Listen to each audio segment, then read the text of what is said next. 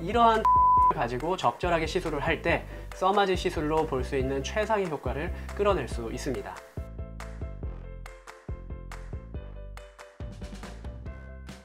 안녕하세요. 당신의 피부에 광이 나는 그날까지 피부과 전문의 닥터 피부광입니다. 써마지가 굉장히 좋은 시술이라고 알고 계시는데요. 써마지 시술을 받기 전에 꼭 보시면 도움이 될 만한 영상, 또 써마지를 받으셨는데 만족도가 떨어지신다면 도움이 되실 만한 영상을 준비해 봤습니다. 이번 영상 꼭 시청해 주세요.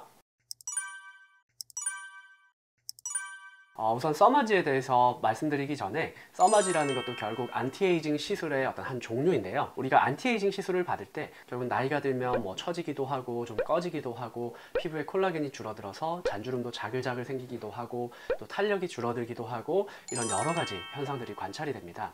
그러면 우리가 안티에이징 시술을 통해서 이런 각각의 노화 현상들을 이제 되돌려야 되는데요. 이런 것들을 정말 세밀하게 평가하고 추천해드리고 또 그런 시술을 해드려야 되기 때문에 정말 1대1로 맞춤형으로 시술해드리는 것이 정말 중요한데요. 그래서 저는 이런 맞춤형으로 써마지를 해드리는 거를 테일러 써마지라고 이름 붙여서 시술해드리고 있습니다. 그래서 제가 테일러 써마지를 할 때 중요하게 생각하는 부분들을 이제 하나씩 말씀드려 볼게요. 이 써마지라는 시술이 역사도 굉장히 길고 연구도 많이 되어 있는데요. 연구에 따르면 적절한 환자군 선택만 잘 하면 만족도가 90%가 넘어간다는 연구 결과가 있습니다. 이 적절한 환자군 선택, 여기에 가장 중요한 것이 이제 기대치인데요. 기대치를 적절하게 가지시는 것이 좋습니다. 그게 어떤 말이냐면, 예를 들면 그동안 피부 관리를 별로 하지 않으시다가 써마지가 굉장히 좋은 시술이래, 써마지 받으면 굉장히 젊어진대, 이런 기대를 가지고 오는 분들이 있어요. 그래서 내가 써마지를 한번 받으면 20대 때 피부로 돌아갈 수 있겠지? 이런 기대를 하시는 분들이 있는데요. 아무래도 짠 하고 20대 피부로 돌아가는 것은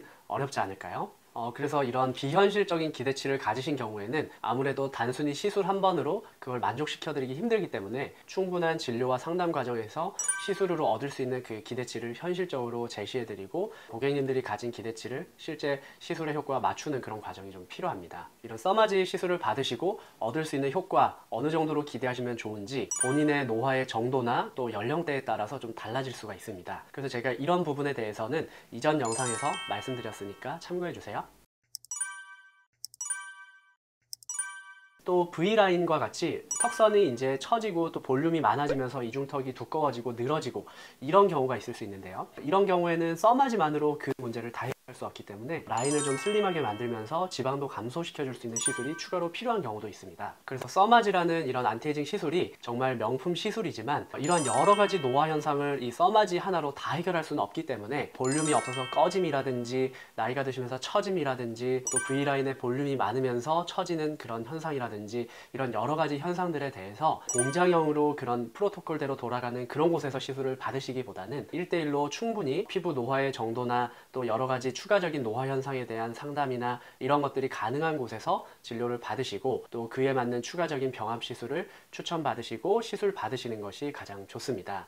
그래서 제가 이렇게 맞춤형으로 하는 써마지가 중요하다, 테일러 써마지가 중요하다 이런 말씀을 드렸는데요. 특별히 이 테일러 써마지가 중요한 부분이 강도와 테크닉 부분입니다. 왜냐하면 써마지라는 것은 팁 하나가 샷수가 제한되어 있기 때문에 그 제한된 샷수 안에서 충분히 많은 에너지를 전달하는 것이 유리합니다. 그런데 강도를 올리면 올릴수록 부작용의 위험이 올라가고 통증이 증가하기 때문에 무한정 강도를 올릴 수가 없습니다. 그래서 써마지 시술을 하는 분들 중에 강도를 일부러 낮춰서 시술하려고 하는 분들은 아마 아무도 없을 겁니다. 그러나 강도를 올리면 통증이 심해지고 시술 받는 분이 그걸 견디지를 못하시고 또 부작용의 우려가 심해지기 때문에 그 피부 상태를 보면서 적절한 강도로 시술을 하게 되는 것입니다. 그래서 세계적인 써마지 전문가들의 권고사항을 보아도 뜨겁거나 약간 아프지만 오래 지속해도 참을 수 있을 정도의 강도로 시술하라 라고 권고하고 있습니다. 저 역시 시술을 많이 해봤을 때 강도를 올려서 시술하면 시술한 그 자리가 즉각적으로 좀 빨개지는 그런 반응을 보여요. 그래서 가끔은 시술을 받는 분들이 저 강도 어느 정도로 해주세요,